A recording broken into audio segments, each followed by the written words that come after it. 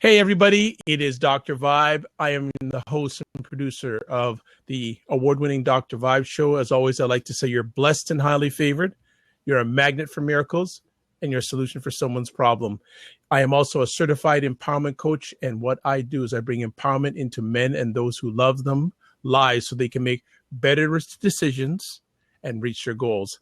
And you know what? I'm just loving this new platform because it's introducing me to even more wonderful people in the world that are doing right things for the right reasons. And tonight we have Civilla Morgan. And this is wonderful because I don't think this is being taught or talked or shared about, let alone in traditional media, but online media in a live sense. We're going to be talking about women who are childless, not by choice. And it's a very significant issue. And she's going to bring it to the next level. Share about her passion for this, share about what some people are going through, male and female, and also solutions. So welcome to the Dr. Vibe show, Civilla Morgan. How are you this evening? I'm fine, thank you. Thanks again so much for having me on. This is a great opportunity, and I appreciate it. Well, right back at you. This is a very important topic, and I'm sure that there are a number of people out there that this has come in contact with either directly or indirectly. So I know that you are going to bring shining light to this tonight. I will try. No, you're going to do. Just do. Just do. You're going to be fine. I will do. Good stuff. Can you share a little bit of background about yourself? Well, where do I start? Where do I usually start? People like to hear about your education. So I finished or completed my education late in life, as in May of 2015. I got my master's degree in management with a concentration in marketing. So people keep asking me if I'm going to continue, and the answer is no. I'm done. Why is that? Why aren't you going to continue? I'm tired. Well, that's a very good reason.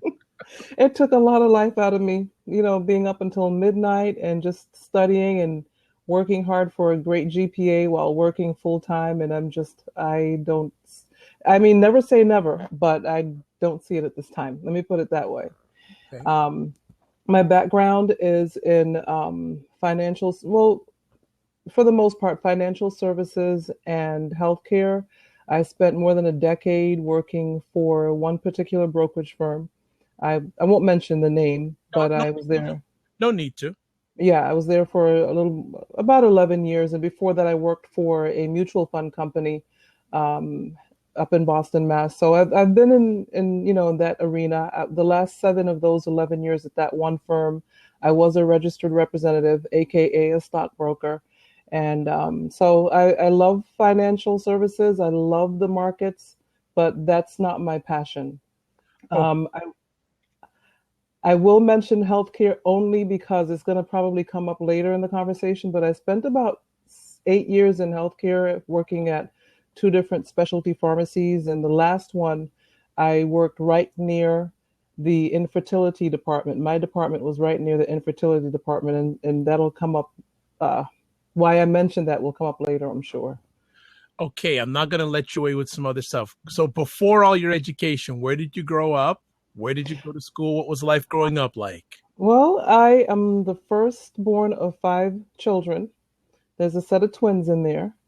They drove me nuts when we were kids because as the oldest, you have to be in charge, but they all laughed when my parents said I was in charge. So things were tough being the oldest. Yes, but, I can imagine. Yeah. But I love my siblings. They're my best friends now that we're adults, so I'm thankful for them. We had to play with each other. We weren't allowed outside of the house when we were growing up, so we had to deal with each other. But I was born in St. Kitts in the Caribbean. Okay. Yeah, so I decided to make the move when I was 4 and came to America.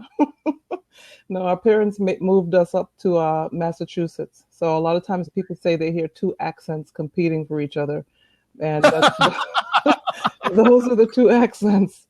All right. Right outside of Boston, Mass. So go Patriots! And stop your noise now. Come on now. Don't deflate me. All right. That's my team. All right. Tom's the man. So yeah, I went to high school in Connecticut, and then we moved down to Florida, which is I live in Florida now. But home I have two hometowns, so love it. My parents are alive and well, thank God, Amen. and they're good Christian people. My dad is a pastor, so I'm a PK, Okay. and yeah, so Like I gotta use that one, a PK. I haven't yeah, heard that one in a long time. yeah, Good stuff. that's me. So that's my basic background. Uh, Okay. With all the different environments that I mean, do you miss St. Kitts? Do you miss Boston at all? we visit regularly. The last time we were back in St. Kitts was probably in '09. We went on a family reunion cruise for my dad's side of the family. So we're there regularly. We have family there. We're in contact in such a way that I have a discounted plan on at my cell phone service to be able to call back there. So we are very much in contact with that part of the world. And as far as Massachusetts, I have family there too. One of my sisters still lives there. And I was actually there last October and stayed with her and her husband. And I went to my first ever home game, the Patriots against the Bengals. So, Mm, to bring them up again. I'm My sorry. goodness. Next, So, next thing you know, we're going to hear that you're the host of the Tom Brady Weekly Report.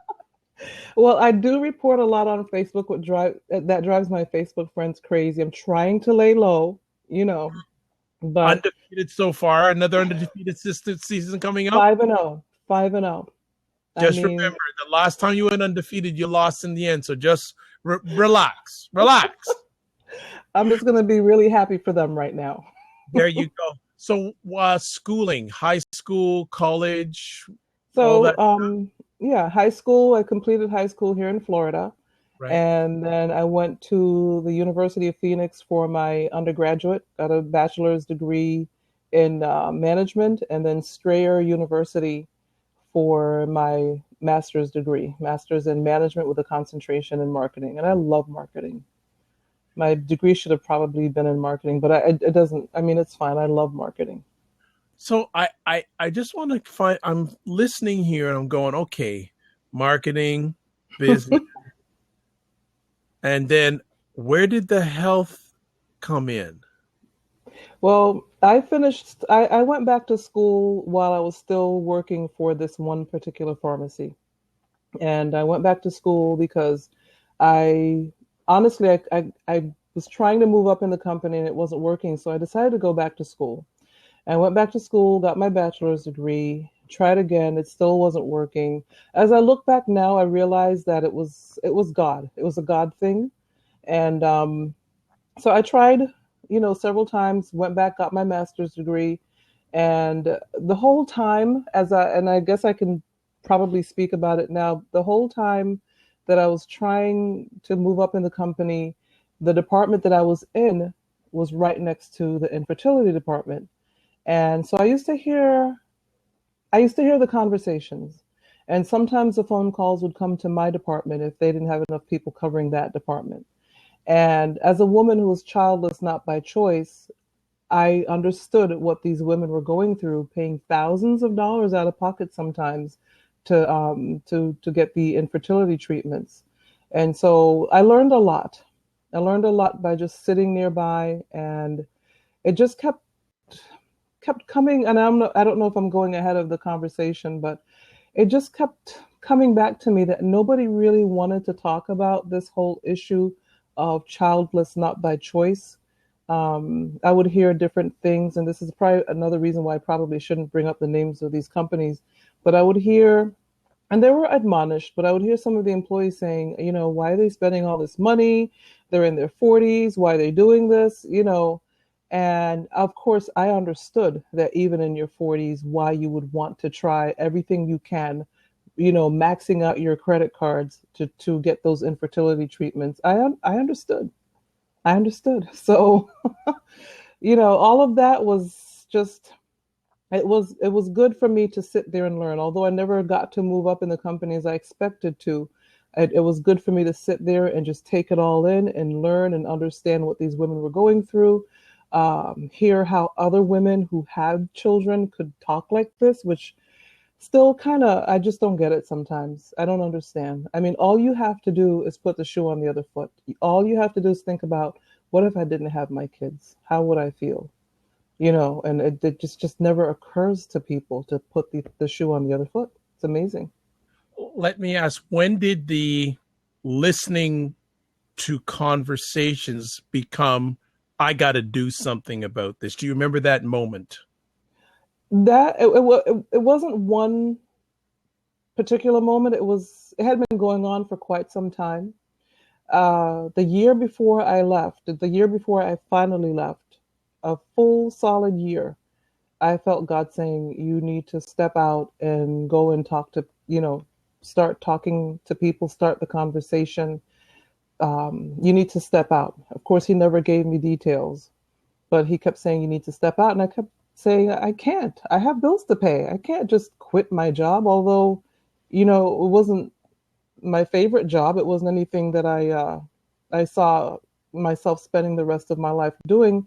It was paying the bills. And I just refused for a good year. And then the following year, I started hearing God saying, it's now or never. And I'm like, oh, goodness gracious. And I kept trying to put it out of my head. And he just kept saying, it's now or never. And finally, last November, I quit my job. Wow. What? So how do you remember that moment when you left forever? I had a big rock in the pit of my stomach as I walked away. Remember, I have a financial services background. Yeah. I'm in my late 40s. Mm-hmm. I'm supposed to be working on building my 401k, because when I got the job I had in financial services, the reason that I wasn't there anymore was because I was laid off. After 11 years, they laid 250 people off in one day. Wow. And so it's like I had to start all over again.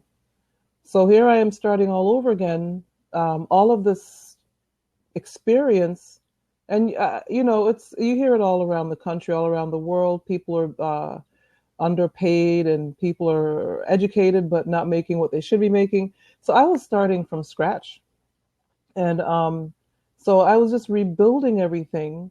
And all of a sudden, God is like, "You need to step out." I'm like, "Seriously? Now? I'm in my late 40s. I don't have time for this." It's on my heart to talk to women and to get the word out and start the conversation, but I don't want to quit my job to do it. But it was just so weighing on me. It was unbelievable. It was unbelievable. And so the day I handed my resignation letter to my supervisor, he was just getting ready to go to a meeting. I didn't know.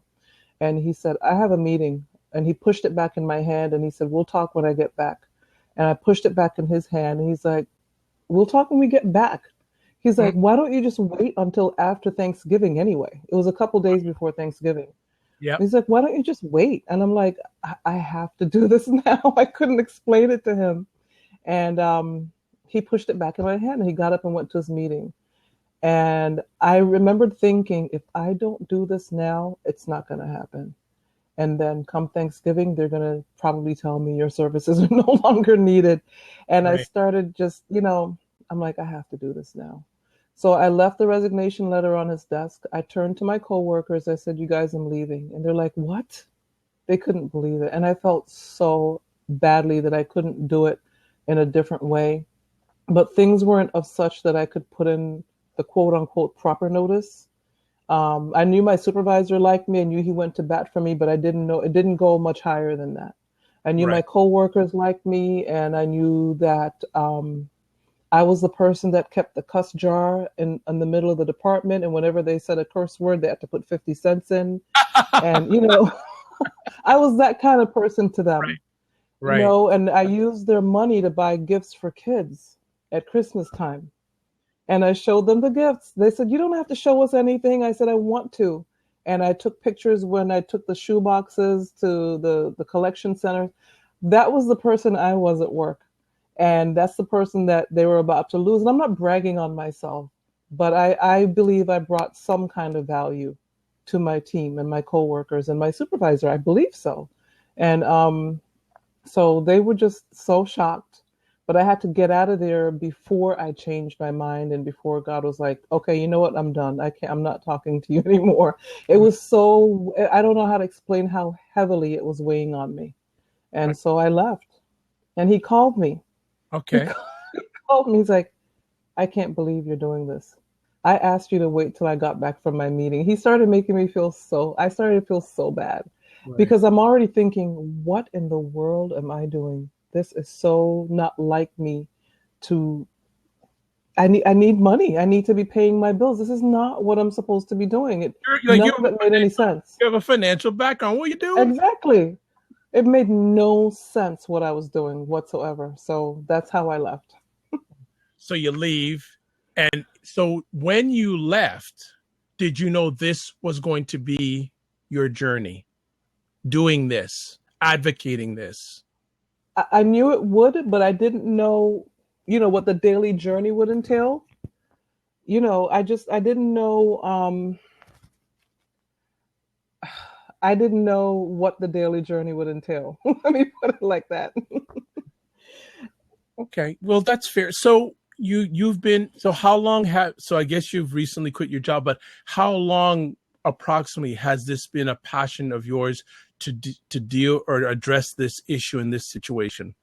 To be honest with you, as I look back on it, I think it was the whole time I was at that company.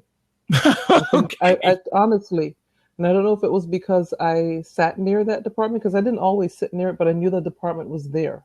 And Right. so I don't know, but it's been years, but it just really recently started weighing on me. And as I said, this November, next month will be 1 year since I Congratulations. quit. Thank Congratulations. you. So it's, but as I look at the past year and reflect on it, this was a prepping time for me. This was just about God prepping me on so many different levels, spiritually, emotionally, just really, growing up in a preacher's house. Oh, it's easy to say I know who God is. Yes, I was baptized when I was 14, and I went through things like anybody else. People think that preachers' kids are the worst, which is not true. It's just that we are more visible, but Right. we're not any worse than anybody else. But I went through things, but I had to come to a crossroads and realize God for myself. It wasn't up to my parents to make me realize God. Right. So I just had to, hope I'm not going off on a tangent, but We're gonna get you back. We're gonna get you back. okay. Let me take this. So let's get right to the actual conversation piece for tonight. What Okay. are what are some of the misconceptions when it comes to women who are childless, not by choice? Let me start on that basis and let's take it from there. So, what misconceptions do you hear, and also what misconceptions are the ladies that are involved in this issue or having it affect them hearing given to them? Um, I think the biggest, I don't know why or how, but I think the biggest misconception is that we didn't want any kids. I don't quite understand that thinking from people. They just assume, well, I guess you didn't want any. And I had one woman tell me once that that's when I was working at that same job, she was calling in for her infertility treatments, and she asked me if I had kids, and I said no. I never had to have got to have kids, and she was like, "Well, you need to run out and have some before it's too late." And I'm like, "You don't even know me." I basically told her, that's I appreciate your concern, but the kind of life I want to lead means that I want to have somebody there helping me with those kids, and I never met him, so I didn't have any kids. I didn't want to have any out of wedlock. I will tell you that I tried to adopt twice, and that didn't work out either. But I think the What biggest, happened? What don't sorry for interrupting. Why did sure. that not work out? Are you at liberty to share that? Oh yeah, I mean, I love telling these stories because people are just like, what? But one of the stories is that I went to a church about an hour and a half north of where I live because they were having an adoption fair or whatever. And I went up there, and at that time I was working at the firm, and so I was making money. And they really they didn't respond to me. And when I called back, they didn't respond to me. And they didn't want anybody that was single. They wanted to adopt out to couples. And so they never took me seriously. And then the other time was I took time off work. Again, I was still working at the firm. I scheduled time off in the middle of the day, went to meet this lady. She was one exit away from me on the highway. And so I went down to that road and I drove back and forth for about 25 minutes and I never found the adoption agency. And I called her and she would not pick up the phone. And when I got back to work and called her, she picked up the phone right away. And I said, "What happened?" I said, "I've been trying to find you. I tried calling you." And I'll never forget her response was like, "Oh, okay, well, I guess, whatever." It was just so nonchalant. It was unbelievable. And it was at that point that I realized, maybe this isn't to be. Maybe it's just not to be. Maybe I'm not supposed to get married. I'm not supposed to have kids. I'm not supposed to adopt. Everything I tried, I ran into a roadblock. It was unbelievable. And that's when I stopped trying the adoption route. It was weird. Yeah, certainly crazy, crazy, Yeah, crazy stuff. yeah, My gosh. So, that's life. yeah, absolutely. So, getting started in this journey with women who are childless not by choice. Hmm. What were some of your early experiences after you left the full-time marketplace? How did you had all this time that you didn't have before? Right. How did it start to manifest since you had the time that you didn't have before for this pursuing? Well, I started writing. I published a 31-day devotional geared towards women who are childless not by choice. And I'm working on a 365-day version now. And I also have a book that I've been working on for years. And for some strange reason, I can't finish the book. But I think it's because I tell myself it's because my story is not finished. So I don't know how to finish the book. So I just rely on, as far as writing wise, I blog. I also have a podcast channel because I had a radio show geared towards this whole thing. And I ended the radio show and switched everything over to my podcast. So I podcast, I blog, I write. I had a speaking engagement yesterday. So I'm getting the word out. To me, it's very slow, but I understand the subject matter is going to cause people to pause, although they tell you face to your face that, "Oh, wow, what a great subject. That's something nobody talks about. You're so right. You're doing such a great thing." However, I can't get churches to respond to me. And I can't. Why do you feel that is? I think that I think there's fear. I mean, I'm not going to speak against church. I am a Christian. I am a Christian, and so I'm not going to, you know, I'm not out to speak against the church, but I believe that generally speaking, church thinks that a family consists of a mother, father, and children, and anything outside of that, a single woman. Although my church does a lot for single mothers, which is awesome.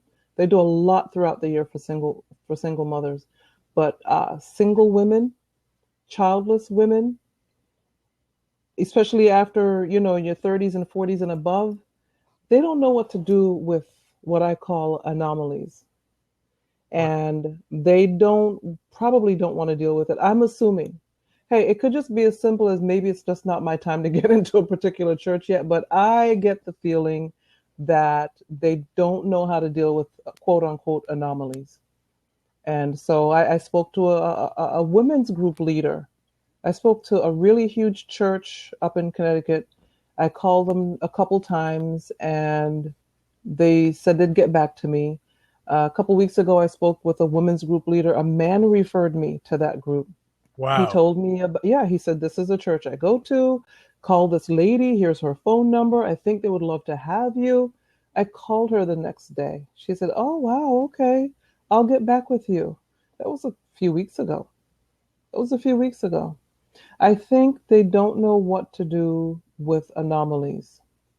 And so I've also been told prophetically that I need not put new wine into old wineskins. I need to learn how to do something different and do what I'm doing in a different way. And that was a revelation. Well, it's true. Maybe it is that it's you have to do a different style than going to the Right, traditionals, right? Sometimes right, you got to observe the masses and do the opposite. right. Understood. So you've had the challenges dealing with the church on this, but it sounds like you've though been having some successes also. Small successes. I mean, the book sales are there. The 31-day devotional is it's selling. It's not selling like I hoped it would, to be honest with you. But again, I think people are hesitant. Even like the event that I went to yesterday, they had vendors, like maybe I don't remember how many vendors they had, but they had me as a keynote, and then they had a couple of other. They had a poet, and they had some um, soloists, and that type of thing. And I still feel like people may even be afraid to approach my table. It's like people are. But one young woman did. I'll be honest with you. I don't know. I don't want to sound spooky to the people on here who may not be Christians or understand what I'm about to say. But before I went to this event, I felt God tell me in my spirit, you're going there for one person. And I was like, okay, that's fine. So when I get up to talk, there's a woman back there and she's like bawling her eyeballs out. And I said to myself, that's her. Of course, I tried not to stare at her. I just, made sure I made eye contact with everybody in the audience like you do when you're speaking. But afterwards, we spoke and she gave me the lowdown. Wow. So I was like, wow, you're the person I came here for. And she started laughing. But I feel, and other people came. A man bought a book from me yesterday. He said, I That really need to read this. does that happen that often? Men, yes, actually, the same event that I went to where this particular man referred me to his group, one Yes. of his friends bought a book, a male friend bought one of my books.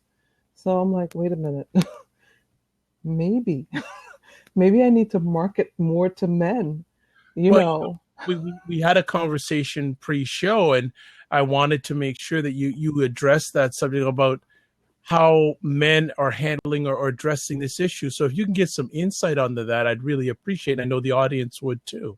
Yeah.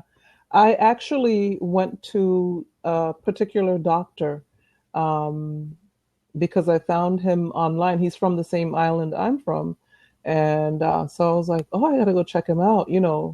And so we were talking, and he said, men suffer too.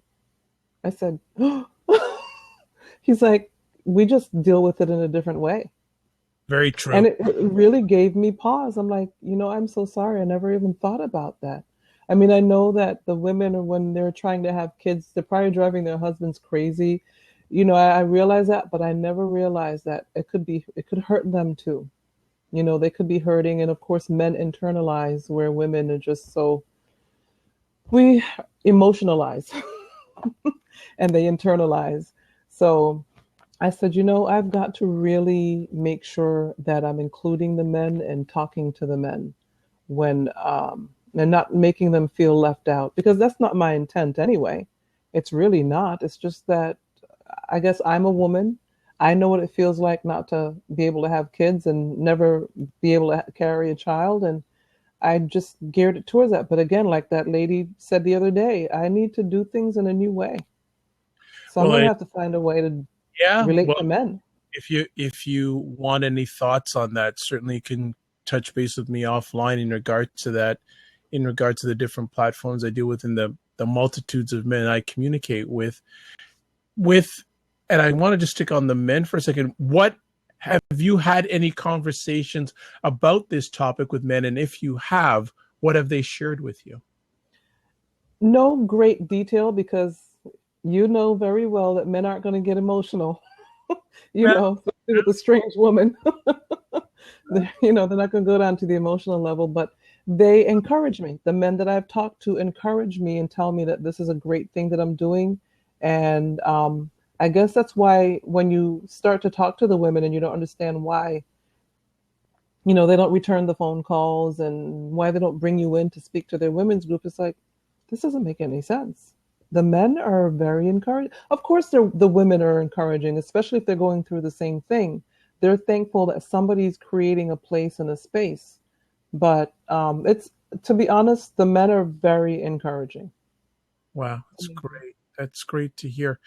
Well, let's get back to the ladies here. What are some, I don't want by names, but what are some of the, if you could share one or two stories with us on women that you have encountered and what's coming from their heart, and how do you find ways of helping them through this challenging time in their lives? I, I know someone whose family member died because I guess she was trying to hang on, like I was trying to hang on to meet Mr. Right. One thing we haven't touched on yet was the multiple surgeries I have had trying to wait to meet Mr. Right. Go ahead. I've had several what you call myomectomies, which is where they go in and remove fibroids. And the first time I had a surgery, I think it was 2000 or 2001, they removed maybe 12 fibroids. And at that time, they told me I need to hurry up and go have a child, because what fibroids do is they compete with the baby. And that's how a lot of women end up losing their child if they have fibroid issues. The Okay. fibroid grows with the baby. Okay. So they're like, okay, we just took them out. You need to go have a baby. Only problem was there was nobody for me to have a baby with. And so I was like, oh, I'm thinking to myself, well, that's easy for you to say. And then I did meet one man who I thought he was the one, but it turned out that he was not. And I met him in church, and but he was a broken individual. And unfortunately, I didn't know it at the time. I was so naive and so madly in love that I didn't realize that he was just a completely broken individual. And so things didn't work out. And nothing really serious after that. Again, the reason I believe God just has not meant for me to be married. And and anyway, this particular person's family member, if I remember the story correctly, she was trying to hang on, and she passed away because I Oh, guess she didn't have the surgery that she was supposed to have. For me, I had another myomectomy a few years later. I think that time they removed 27 fibroids. And then they tried a robot a couple years later. The robot went in, and it couldn't get to the fibroids. There was so much scar tissue. So 4 hours later, there was all they could tell me was, sorry, we didn't get to the fibroids. We had so much trouble with the scar tissue that we never got to it. And we figured after 4 hours that we shouldn't have you under that long. So we brought you back out. I was like, okay. And then I think I had one more myomectomy after that. And then in 2011, I had a hysterectomy. And so I just couldn't take it anymore. I'm thankful for the OBGYN doctor that I have, because he's still my OBGYN doctor, but he never pushed me. He never said, look, you need to do this, because he was a second opinion doctor, because the first doctor I had, my first visit to him, he told me I needed to have a hysterectomy. That was years before. And so I left him because I wanted a chance. You knew I don't, he knew I didn't have any kids, and he went straight to hysterectomy. So I left him, went and had a second opinion, and that was the doctor I have now. So thank God. Anybody listening, please, if you have any concerns whatsoever, get a second opinion. And I talk about that on my shows as well. Please get a second opinion. Your body is worth it.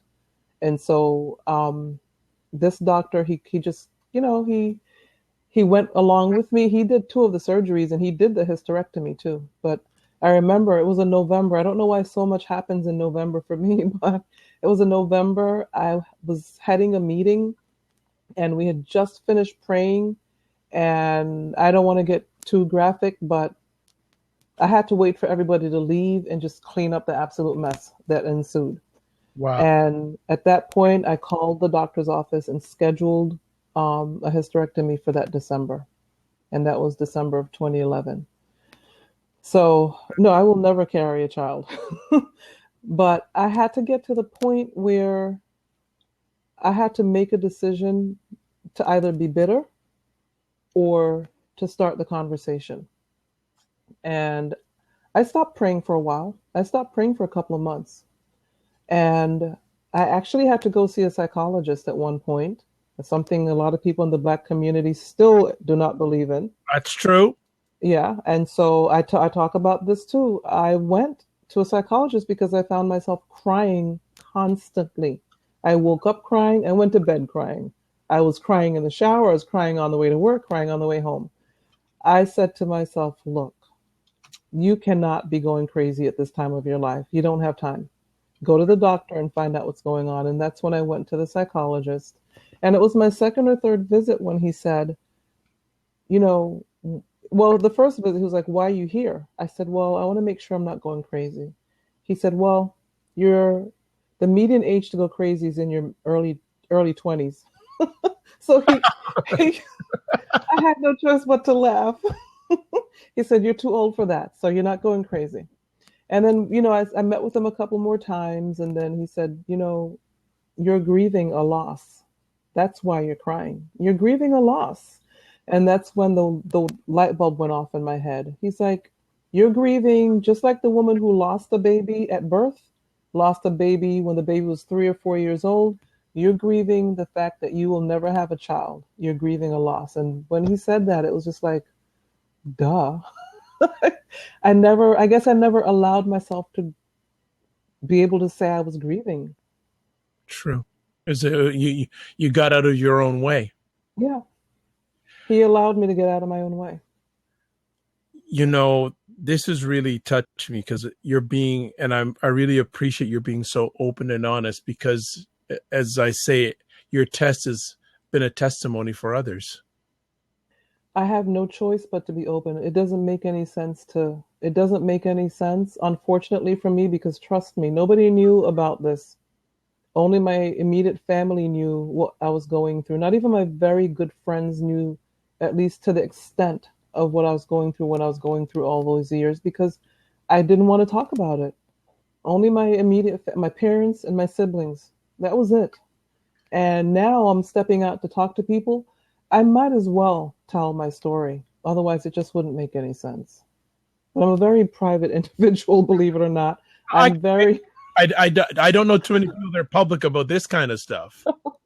I mean, it's hard. It was hard. I have so stepped out of my comfort zone. You just don't even understand. I am so way out of my comfort zone right now. But there is no space for this. Nobody's talking about it. Everybody's looking the other way. They don't know what to say. It's kind of like death, really, to be honest. It's like nobody knows what to say, so they stay away or they say something silly. And it's because they don't know what to say. So I have no choice but to talk about it. And of course I have to know in what medium I can say what, so that's always a little bit of a challenge. I got to one event one time. It was supposed to be a women's event, and I get there and half of them are children, maybe five women, and then like, 5 men. And it's like, so I had to change my story. So Wow. I just want to, before we go any further, to just give props to two people. One is Raising Great Men. One, it's like my sis, Marie, one of my sisters online, Marie Roker Jones, and Marie hosts a great platform called Compassionate Convos. And Marie, I am suggesting that you get Ms. Morgan on this because I think it'd be a great conversation piece for that wonderful platform that you're part of. And she's just jumped out, but at Unleash the Fear, thanks so much also for stopping by. awesome. I have to ask, how have you been able to get through this? Like, I know a lot of people would say, oh, I'm thinking about that, but I really want to know because I'm gotta be honest. I don't know many men that could go through this. You mean go through it with a wife that had to go through it? Or You on your own. You have some you have some platinum in you, young lady. That is fantastic, and I'm saying this complimentary wise. I know, I I'm know. just, I'm going emotionally. You've been taken through so much, but you're still here. Well, that's amazing that you would say that because that's what my mom said to me. Because there was a point when I told her, I can't take this anymore. I'm not strong enough for this. And she said, yes, you are, because you're still here. And I will never forget that for as long as I live, because my mom had 5 children. And I always used to say to her, you have no idea what it feels like. And I knew it made her feel bad, and that wasn't my intent. But I would tell her, you don't know what it feels like to want children and never be able to have any. And then never be able to adopt for whatever the reason is. All these roadblocks came up, and apparently never to be married either. And I'm just like, as I said, I stopped talking to God for a little while. I really did. And it was after my time with the psychologist, that I started praying again. And again, um, another crossroads. I had to decide, do I continue with him or go my way and do my own thing and be bitter? And I always jokingly tell people that I'm too vain to be bitter. because, because I always think that bitterness is a crazy emotion. It just affects you on the inside and the outside. It really ages you. Nobody believes I am how old I say I am, but bitterness ages you on the inside and the outside. And I had to make the decision that I don't want to go down that road of bitterness and being alone and just, I don't want to live the rest of my life like that. And I want to talk about it. I tell people I have a big mouth. I want to start the conversation and create the place and the space. And I'm just going to start trouble. I'm going to just change things. I'm going to change society and be the waymaker. And even if, I die before it's complete, at least I started the conversation. But I want this conversation started. I want us to, as a society, face the monster. And to me, the monster is anything that's not being talked about, not just childlessness, not by choice, but anything that people are afraid to confront is a monster. And when you confront it, it's no longer a monster. And so that's me. Great stuff. Along your journey, could you share any special moments that you've had discussing or sharing this subject with others? I just I like when people approach my table when at events, because I know it takes guts to do so, especially when they're either the ones going through it or they have a friend or family member that's going through it. And I like people who stand up for their friends and family. So when they come to the table and tell me, I have a family member that's going through this, I applaud those people, because you came to my table to talk about something, and other people are probably looking to see who is coming to my table, and you don't care because you're there for somebody. Whether you're a man or a woman, you're standing at that table for somebody.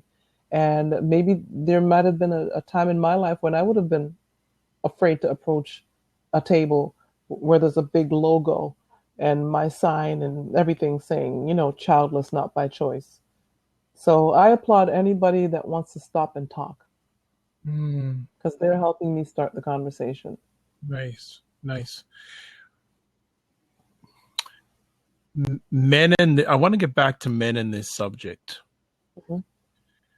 And obviously, you obviously haven't dealt with not as many men as women when it comes to this.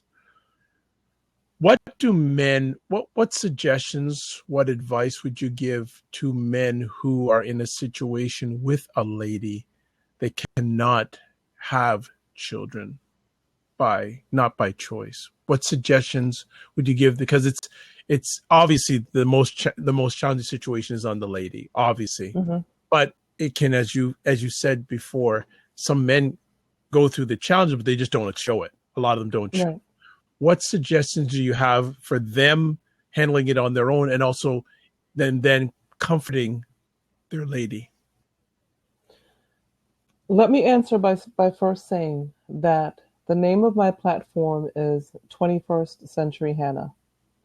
And I came up with that name because of Hannah in the Old Testament, who lived at a time when not bearing children, not having the ability to bear children was not a good thing. True.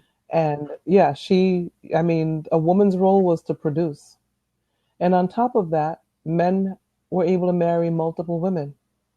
So Hannah had a sister wife, and her sister wife was producing like crazy. So what did she do? She harassed Hannah because that's what women do. Women like to know that I don't like to generalize. I'm not trying to generalize, but I think we all know women can be very competitive, and a lot of times we even dress for each other more so than we dress for men. We want to see who has the latest brand name pocketbook or shoes or whatever.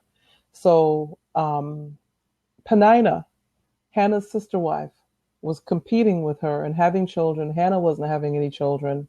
And Hannah's husband, Elkanah, said, "Aren't I enough for you?" Because he preferred Hannah, by the way. And that's probably another reason that Penina harassed Hannah, because she was jealous of Hannah.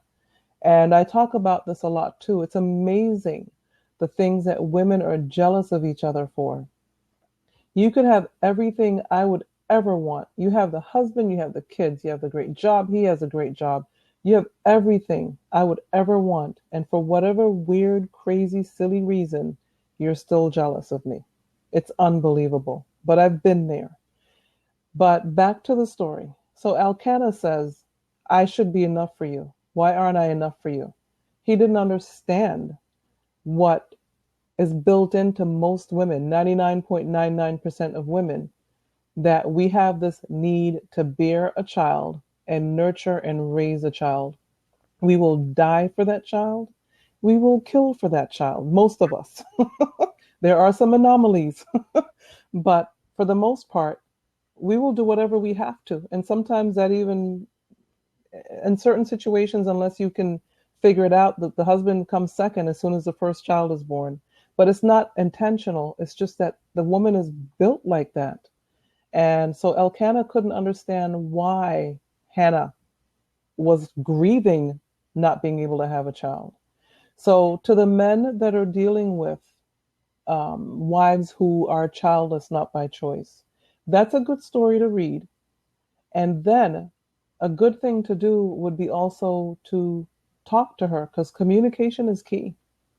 Communication is key in marriage anyway, in relationships anyway, but especially when you're going through something, and then especially when you're going through something as emotional as this, because women are emotional beings. And not many of us, unfortunately, know what it is to keep our emotions in check. And so sometimes we let our emotions run wild with us. So I put it on the women too. You know, don't drive your husband crazy.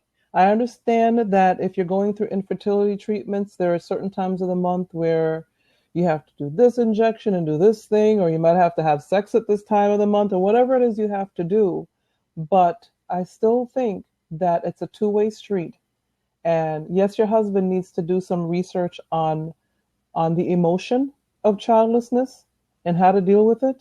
But women, you shouldn't take your husband to task because you're not having children, especially if he's been tested and it's not on his end. I think that the two of you need to hang in there together and do the best you can together, and don't harass the man.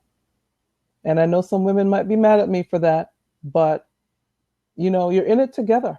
You Right. know, this is a together thing. It's not his fault. It's not, he's not understanding. I will ask men to please understand, do your research, talk, understand, do what you have to do. Because a lot of times in that same infertility department, it was the husband that was calling in. Half the time, actually, it was the husband that was calling for the infertility medications. Not because it was something wrong with him, although there was a percentage where it was the man that was having an issue, maybe with low sperm count or whatever. But a lot of times, even though it was the woman's problem, he was calling in for her medications, which told me one of two things. She was driving him crazy and he couldn't deal with it. Okay. Or he understood her pain. And I like to think he understood her pain. Yeah. So the bottom line answer is it's a two-way street, and both of you on that street together. So get it together. Let me ask, now I don't know, you obviously know more about this area than I do.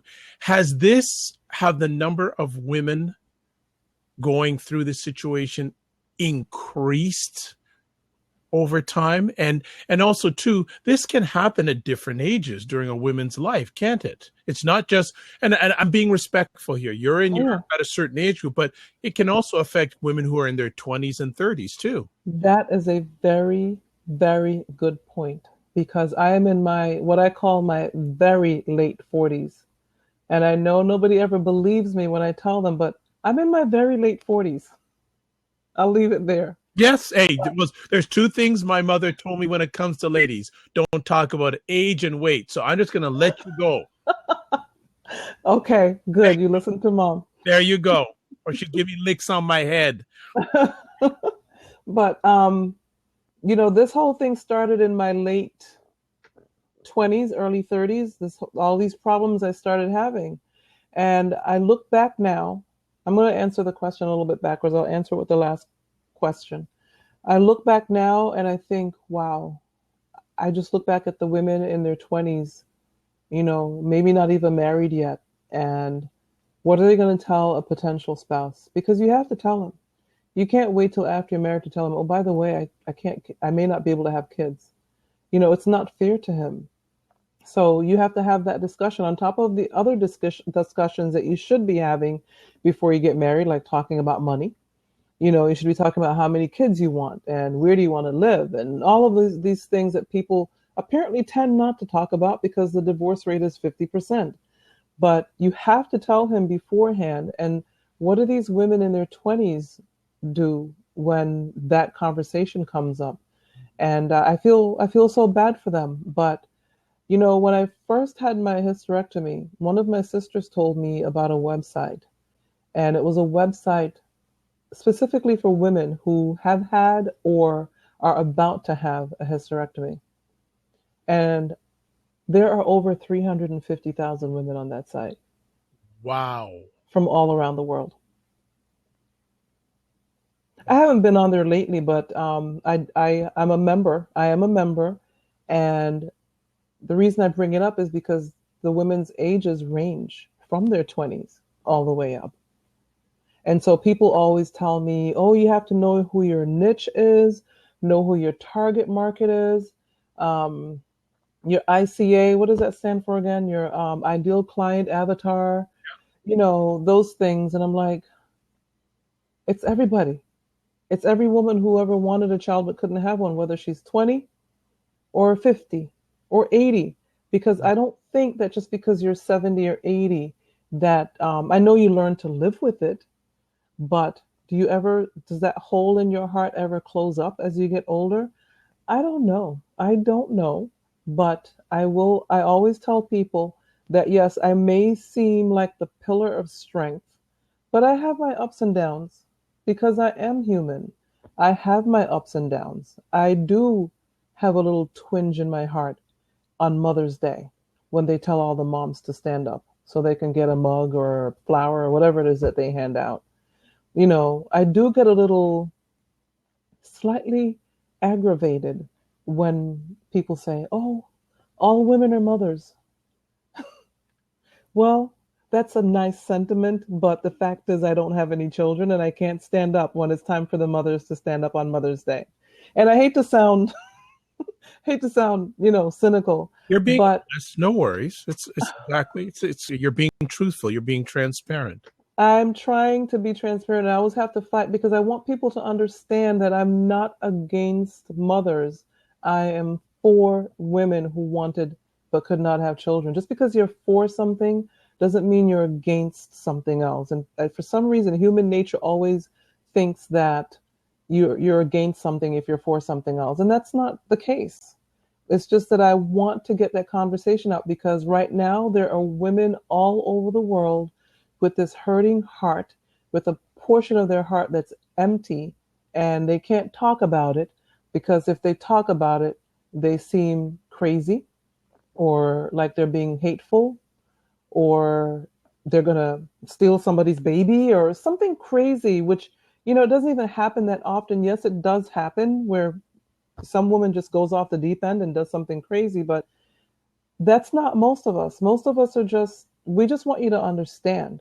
If I can't make it to your baby shower, it's not because I'm jealous, because I'm not. It's just that I can't make it to the baby shower. I cannot deal with it at that time, depending on where in the journey I am. Myself, I can probably go to one, but there was a time when I couldn't.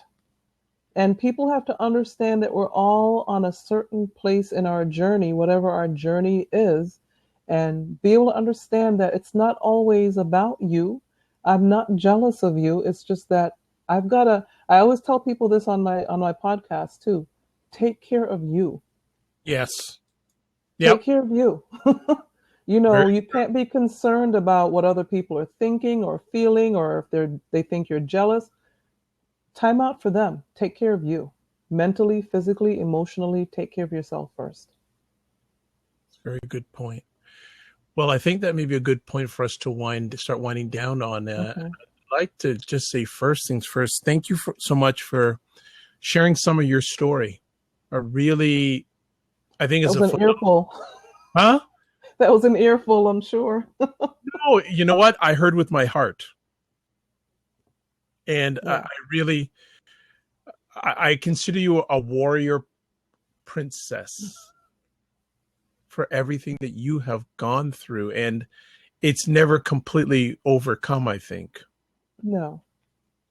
But at least you've come to a place in your journey that you're saying, you know what? It's not about me. It's about we. Right.